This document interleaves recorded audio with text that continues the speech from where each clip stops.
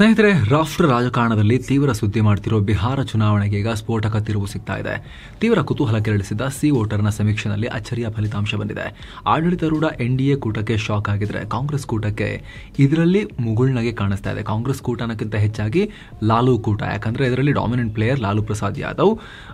ಕಾಂಗ್ರೆಸ್ ಸಣ್ಣ ಪಾರ್ಟಿ ಅಷ್ಟೇ ಇದರಲ್ಲಿ ಬಿಹಾರದ ಮಟ್ಟಿಗೆ. ಅಷ್ಟೇ ಅಲ್ಲ, ಎರಡೂ ಕೂಟಗಳು ರಾಜ್ಯದುದ್ದಕ್ಕೂ ಭಯಂಕರವಾಗಿ ಈ ಬಿಹಾರ ಅಸೆಂಬ್ಲಿ ರಾಜ್ಯ ಚುನಾವಣೆಯನ್ನು ಗೆಲ್ಲೋಕೆ ನೆಕ್ ಟು ನೆಕ್ ಫೈಟ್ ಮಾಡ್ತಾ ಇದ್ದಾರೆ. ಅಷ್ಟು ಕ್ಲೋಸ್ ಫೈಟ್ ಇದೆ ಅಂತ ಹೇಳಿ ಸಿ ವೋಟರ್ ಸರ್ವೆ ಹೇಳಿದೆ. ಜೊತೆಗೆ ಪದೇ ಪದೇ ಸಿಎಂ ಆಗ್ತಿದ್ದ ಅವ್ರ ಜೊತೆ ಅಥವಾ ಇವ್ರ ಜೊತೆ ಯಾರ ಜೊತೆನಾರು ಸೇರ್ಕೊಂಡು ಸಿಎಂ ಆಗ್ತಾ ಇದೆ ನಿತೀಶ್ಗೆ ದೊಡ್ಡ ಶಾಕ್ ಈ ಸರ್ವೆನಲ್ಲಿ ಹೊರಗೆ ಬಂದಿದೆ. ಪಾಪ್ಯುಲರ್ ಸಿಎಂ ಚಾಯ್ಸ್ ಆಗಿ ನಿತೀಶ್ ಈಗ ಉಳ್ಕೊಂಡಿಲ್ಲ, ಬೇರೆ ಫೇಸ್ ಅನ್ನ ಆಯ್ಕೆ ಮಾಡಿದ್ದಾರೆ. ಬಿಜೆಪಿಗೂ ಇದರಿಂದ ಆಘಾತ ಆಗಿದೆ. ಹಾಗಿದ್ರೆ ಯಾರದು? ಪ್ರಶಾಂತ್ ಕಿಶೋರ ಅಥವಾ ತೇಜಸ್ವಿನ ಲಾಲು ಮಗ?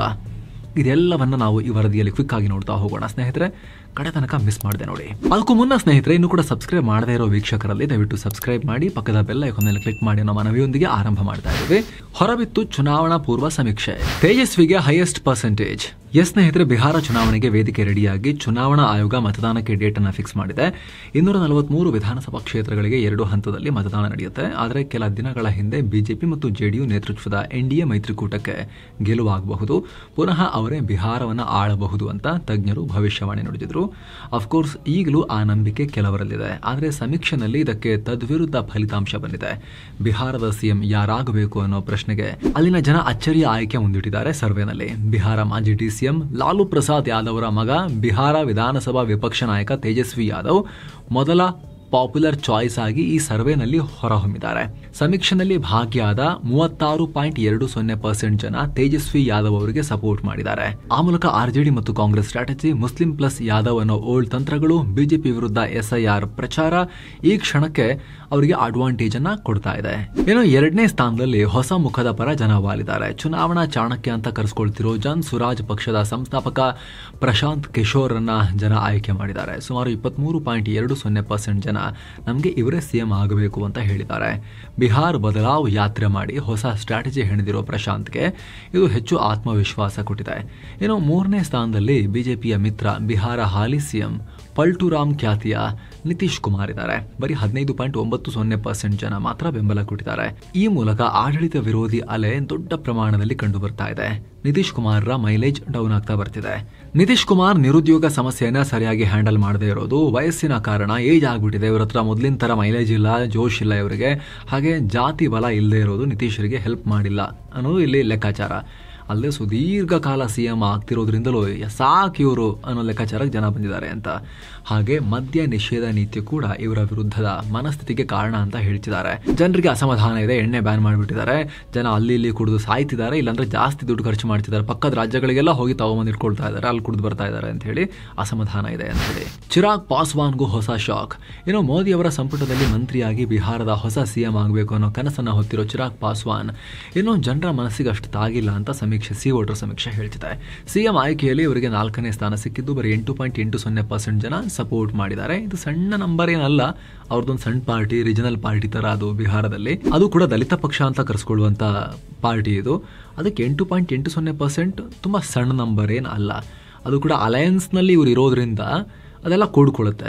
LJPಗೆ ಎಷ್ಟು ಬಂದಿದೆ, ಅಂದ್ರೆ ಚಿರಾಗ್ ಪಾಸ್ವಾನ್ಗೆ ಎಷ್ಟು ಬಂದಿದೆ, ನಿತೀಶ್ ಕುಮಾರ್ಗೆ ಎಷ್ಟು ಬಂದಿದೆ, ಅದೆಲ್ಲ ಅಲ್ಲಿ ಕೂಡ್ಕೊಳ್ಳುತ್ತೆ. ಜೊತೆಗೆ ಬಿಜೆಪಿ ವೋಟ್ ಬ್ಯಾಂಕ್ ಎಲ್ಲ ಕಂಬೈನ್ ಆಗುತ್ತೆ. ಸೊ ಅದನ್ನ ಕೂಡ ನೆಗ್ಲೆಕ್ಟ್ ಮಾಡೋ ಹಾಗಿಲ್ಲ ಇಲ್ಲಿ. ಇನ್ನು ಸ್ನೇಹಿತರೆ, ಮಾಹಿತಿ ಪ್ರಕಾರ ನಮ್ಮಲ್ಲಿ 10 ಕೋಟಿಗಿಂತ ಹೆಚ್ಚು ಡಯಾಬಿಟೀಸ್ ಪೇಷಂಟ್ಸ್ ಇದ್ದಾರೆ. ಎಲ್ಲಾ ಕಡೆ ಡಯಾಬಿಟೀಸ್.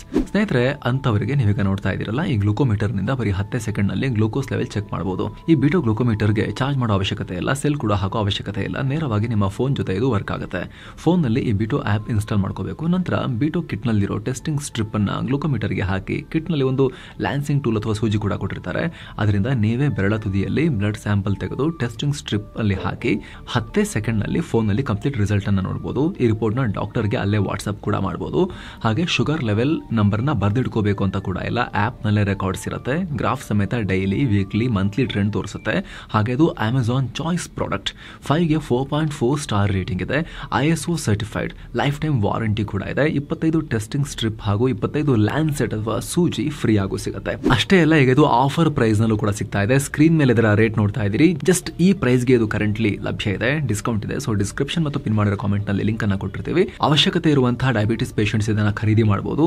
ಅವಶ್ಯಕತೆ ಇರೋರಿಗೆ ಇದನ್ನ ಖರೀದಿ ಮಾಡಿ ಕೊಡಬಹುದು ಅಥವಾ ಲಿಂಕ್ ಕೂಡ ಶೇರ್ ಮಾಡಬಹುದು. ಹಾಗೆ ಹೆಲ್ದಿ ಇಂಡಿವಿಜುವಲ್ಸ್, ಆರೋಗ್ಯವಂತ ವ್ಯಕ್ತಿಗಳು ಕೂಡ ತಮ್ಮ ಶುಗರ್ ಲೆವೆಲ್ ಅನ್ನ ಮಾನಿಟರ್ ಮಾಡೋಕೆ, ಆ ಮೂಲಕ ಹೆಲ್ದಿ ಈಟಿಂಗ್ ಹ್ಯಾಬಿಟ್ಸ್ಗೆ ಬರೋಕೆ ಇದನ್ನ ಪರ್ಚೇಸ್ ಮಾಡಿ ಇಟ್ಕೋಬಹುದು. ಸೊ ಡಿಸ್ಕ್ರಿಪ್ಷನ್ ಪಿನ್ ಮಾಡಿರೋ ಕಾಮೆಂಟ್ ನಲ್ಲಿ ಅಮೆಜಾನ್, ಫ್ಲಿಪ್ಕಾರ್ಟ್ ನ ಲಿಂಕ್ ಇದೆ. ಆಸಕ್ತರು ಮಿಸ್ ಮಾಡದೆ ಚೆಕ್ ಮಾಡಿ. ಬನ್ನೀಗ ಸುತ್ತು ಜಗತ್ತು ಕಂಟಿನ್ಯೂ ಮಾಡೋಣ ಸ್ನೇಹಿತರೆ. ನಾಯಕತ್ವದ ಕೊರತೆಯಲ್ಲಿ ಬಿಜೆಪಿ. ಈ ಪಟ್ಟಿಯಲ್ಲಿ ಬಿಜೆಪಿ ಹೆಸರು ಯಾರು ಇಲ್ವಲ್ಲ, ಯಾಕಂದ್ರೆ ಬಿಜೆಪಿ ಯಾವುದೇ ಸಿಎಂ ಫೇಸ್ ಅನ್ನ ಮುಂದೆ ಇಟ್ಟೇ ಇಲ್ಲ. ಬಿಜೆಪಿ ನಾಯಕ ಹಾಲಿ ಡಿಸಿಎಂ ಉಪಮುಖ್ಯಮಂತ್ರಿ ಸಾಮ್ರಾಟ್ ಚೌಧರಿ ಅವ್ರನ್ನೇ ಕೇಳಿದ್ರು ಸಮೀಕ್ಷೆನಲ್ಲಿ.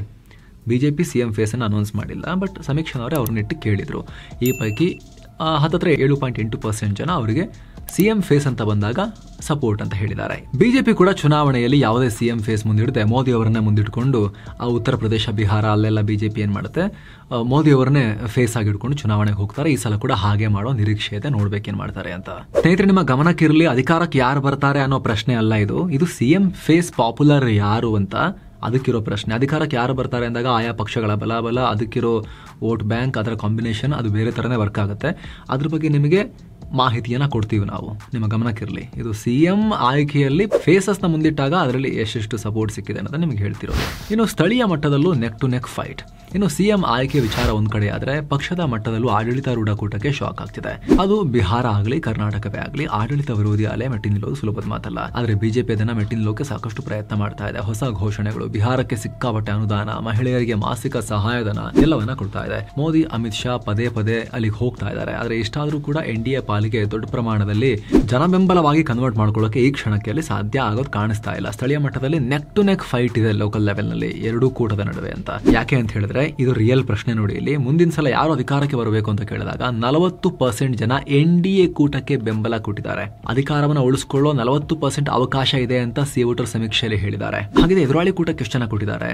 ಆರ್ಜೆಡಿ, ಕಾಂಗ್ರೆಸ್ ಇವರೆಲ್ಲ ಇರುವ ಕೂಟಕ್ಕೆ, ಮಹಾಗಠಬಂಧನ್ಗೆ 38.3% ಜನ ಕೊಟ್ಟಿದ್ದಾರೆ. ಸೊ ಅಧಿಕಾರದಲ್ಲಿ ಇದ್ರೂ ಕೂಡ ಕೂಟ ಆಗಿ ನೋಡಿದಾಗ, ಕೂಟದ ಬಲ ವಿಚಾರದಲ್ಲಿ ನೋಡಿದಾಗ, ನಿತೀಶ್ ಕುಮಾರ್ ಬಿಜೆಪಿ ಮತ್ತು ಚಿರಾಗ್ ಪಾಸ್ವಾನ್ ಎಲ್ಜೆಪಿ ಇವರೆಲ್ಲ ಸೇರ್ಕೊಂಡು ಮಾಡಿರೋ ಕೂಟವೇ ಇನ್ನೂ ಕೂಡ ಸುಮಾರು 2% ಪಾಯಿಂಟ್ಸ್ ನಷ್ಟು ಮುನ್ನಡೆಯಲಿದ್ದಾರೆ. ಅಧಿಕಾರದಲ್ಲಿ ಇದ್ರೂ ಕೂಡ, ಆಡಳಿತಾರೂಢರಾಗಿದ್ರು ಕೂಡ. ಪ್ರಶಾಂತ್ ಕಿಶೋರ ಜನಸುರಾಜ್ ಪಾರ್ಟಿಗೆ 13.3% ಬೆಂಬಲ ಸಿಕ್ಕಿದೆ. ಇಲ್ಲಿ ಪ್ರಶಾಂತ್ ಕಿಶೋರ ನಂಬರ್ ಅನ್ನ ಗಮನಿಸಬೇಕು. ಬಿಹಾರದಲ್ಲಿ ಅಷ್ಟೆಲ್ಲ ಪೈಪೋಟಿ ಇದ್ರೂ ಕೂಡ ಪ್ರಶಾಂತ್ ಕಿಶೋರ್ ಪಕ್ಷ ತಮ್ಮ ಸ್ಥಾನದಲ್ಲಿ ಇನ್ಕ್ರೀಸ್ ಮಾಡಿಕೊಂಡೇ ಹೋಗ್ತಾ ಇದೆ ಅವರ ಪರ್ಸೆಂಟೇಜ್ ಬೆಂಬಲದಲ್ಲಿ. ಫೆಬ್ರವರಿ, ಏಪ್ರಿಲ್, ಜೂನ್ ಮತ್ತು ಆಗಸ್ಟ್ ತಿಂಗಳಲ್ಲಿ ಮಾಡಿರೋ ಸಮೀಕ್ಷೆಗಿಂತ ಈ ಸಲ ಅವರ ಪರ್ಸೆಂಟೇಜ್ ಇನ್ಕ್ರೀಸ್ ಆಗಿದೆ. ಬಿಹಾರದ ಸಮಸ್ಯೆಗಳ ಪರಿಹಾರ. ಈ ಸಲದ ಸಮೀಕ್ಷೆನಲ್ಲಿ ಈ ಪ್ರಶ್ನೆಯನ್ನ ಕೂಡ ಕೇಳಲಾಗಿತ್ತು. ಯಾರು ಬಂದ್ರೆ ನಿಮ್ಮ ಸಮಸ್ಯೆ ಬಗೆಹರಿಯುತ್ತೆ ಅಂತ ಕೇಳಲಾಗಿತ್ತು. ಅಲ್ಲೂ ಕೂಡ ಜನ ಅಚ್ಚರಿಯ ಒಪಿನಿಯನ್ ಅನ್ನು ಕೊಟ್ಟಿದ್ದಾರೆ. ಕಾಂಗ್ರೆಸ್ ಮತ್ತು ಆರ್ಜೆಡಿ ನೇತೃತ್ವದ ಮಹಾಗಠಬಂಧನ್ ಮೈತ್ರಿಕೂಟಕ್ಕೆ ಹೆಚ್ಚಿನ ಜನ ಸಪೋರ್ಟ್ ಮಾಡಿದ್ದಾರೆ. ಸುಮಾರು 36% ಜನ ಇದೇ ಪಾರ್ಟಿ ಗೆದ್ರೆ ನಮ್ಮ ಸಮಸ್ಯೆಗಳು ಬಗೆಹರಿಬಹುದು ಅಂತ ಹೇಳಿದ್ದಾರೆ. 34.3% ಜನ ನಮಗೆ ಎನ್ಡಿಎ ಮೈತ್ರಿಕೂಟ ಬೇಕು, ಇದರಿಂದ ಸಮಸ್ಯೆ ಪರಿಹಾರ ಆಗುತ್ತೆ ಅಂತ ಹೇಳಿದ್ದಾರೆ. ಪ್ರಶಾಂತ್ ಕಿಶೋರ ಜನಸುರಾಜ್ ಪಾರ್ಟಿಗೆ 12.8% ಜನ ಬೆಂಬಲ ಕೊಟ್ಟಿದ್ದಾರೆ. ನಮಗೆ ಹೊಸ ನಾಯಕ ಬೇಕು, ಹೊಸಬರು ಬರಬೇಕು, ಹೊಸತನ ಬರಬೇಕು ಅಂತ ಅಭಿಪ್ರಾಯ ಮುಂದಿಟ್ಟಿದ್ದಾರೆ. ಇನ್ನು ಸುಮಾರು 9.4% ಜನ ಯಾರು ಬಂದರೂ ಕೂಡ ನಮ್ಮ ಸಮಸ್ಯೆ ಬಗೆಹರಿಯಲ್ಲ ಅಂತ ಒಪಿನಿಯನ್ ಕೊಟ್ಟಿದ್ದಾರೆ. ಹಾಗಾಗಿ ಈ ಸಲ ಬಿಹಾರದ ಚುನಾವಣೆ ತುಂಬಾ ರೋಚಕ ಇದೆ, ತುಂಬಾ ಕ್ಲೋಸ್ ಫೈಟ್ ಇದೆ ಅನ್ನೋದು ಇಲ್ಲಿ ಸ್ಪಷ್ಟವಾಗಿ ಈ ಸರ್ವೆ ರಿಸಲ್ಟ್ಸ್ ನಲ್ಲಿ ಕಾಣಿಸ್ತಾ ಇದೆ. ಕೆಲ ದಿನಗಳ ಹಿಂದೆ ಟೈಮ್ಸ್ ನೌ ಜೆವಿಸಿ ಒಪಿನಿಯನ್ ಪೋಲ್ ಮಾಡಿದ್ವು. ಅಲ್ಲಿ ಬಿಜೆಪಿ ಜೆಡಿಯು ಎರಡು ಸೇರಿ 130ರಿಂದ 150 ಸ್ಥಾನ ಗೆಲ್ಲಬಹುದು, ಅಧಿಕಾರಕ್ಕೆ ಬರ್ತಾರೆ, 122 ಮ್ಯಾಜಿಕ್ ನಂಬರ್ನ ಆರಾಮಾಗಿ ಕ್ರಾಸ್ ಮಾಡ್ತಾರೆ ಅಂತ ಹೇಳಿದ್ರು. ಅದಾದ್ಮೇಲೆ ಆಜ್ ತಕ್ ತಾಜಾ ಸರ್ವೆನಲ್ಲಿ ಎನ್ಡಿಎ ಕೂಟ 101 ಸೀಟ್, ಗಠಬಂಧನ್ 109 ಸೀಟ್, ಹಾಗೆ ಪ್ರಶಾಂತ್ ಕಿಶೋರ ಜನಸುರಾಜ್ 29 ಸೀಟ್ ಪಡಿಬಹುದು ಅಂತ ಹೇಳಿದ್ರು. ಪೋಲ್ ಆಫ್ ಪೋಲ್ ನಲ್ಲೂ ಕೂಡ ಎಲ್ಲಾ ಪೋಲನ್ನ ಕಂಬೈನ್ ಮಾಡಿ ಆವರೇಜ್ ತೆಗೆದಾಗ್ಲೂ ಕೂಡ ಹಿಂಗೆ ಬರ್ತಾ ಇದೆ. ಹೀಗಾಗಿ ಬಿಹಾರ ಚುನಾವಣೆ neck to neck close fight ಇದೆ ಈ ಸಲ. ಇದಕ್ಕೆ ಸಂಬಂಧಪಟ್ಟಂತೆ ಏನೇ ಅಪ್ಡೇಟ್ ಬಂದರೂ ಕೂಡ ನಿಮಗೆ ತಲುಪಿಸುವಂತ ಪ್ರಯತ್ನವನ್ನ ನಾವು ಮಾಡ್ತಾ ಇರ್ತೀವಿ. ಸ್ನೇಹಿತರೆ, ನಮ್ಮ ಪ್ರಯತ್ನ ಇಷ್ಟ ಆಗಿದ್ರೆ ಸಬ್ಸ್ಕ್ರೈಬ್ ಮಾಡಿ, ಪಕ್ಕದ ಬೆಲ್ ಐಕಾನ್ ಮೇಲೆ ಕ್ಲಿಕ್ ಮಾಡೋದನ್ನ ಯಾವುದೇ ಕಾರಣಕ್ಕೂ ಮರಿಬೇಡಿ. ಹಾಗೆ ಸ್ನೇಹಿತರೆ, ಮಸ್ತ್ ಮಗ ಪ್ರೀಮಿಯಂ ಫ್ಯಾಮಿಲಿ ಮೆಂಬರ್ಶಿಪ್ ಪ್ಲಾನ್ ಅನ್ನು ನಾವು ಲಾಂಚ್ ಮಾಡಿದ್ದೀವಿ. ದಿನಕ್ಕೆ ₹1 ಕಮ್ಮಿ ಕಾಸ್ಟ್ಗೆ ಅದು ಲಭ್ಯ ಇದೆ.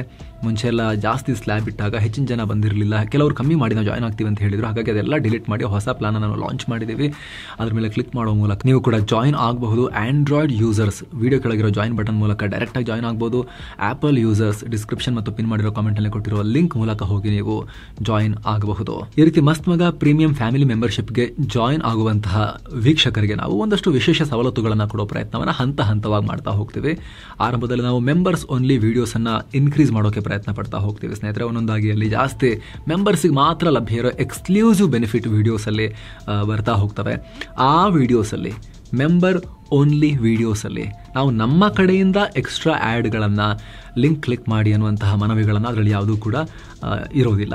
ಆ್ಯಡ್ ಫ್ರೀ ಆಗಿರುತ್ತೆ. ಅಂದರೆ ನಾವು ನಮ್ಮ ಕಡೆಯಿಂದ ಇನ್ಸರ್ಟ್ ಮಾಡೋ ಆ್ಯಡ್ಗಳು ಇರೋದಿಲ್ಲ. ಆ ರೀತಿ ನಾವು ಪ್ರಯತ್ನ ಪಡ್ತೀವಿ.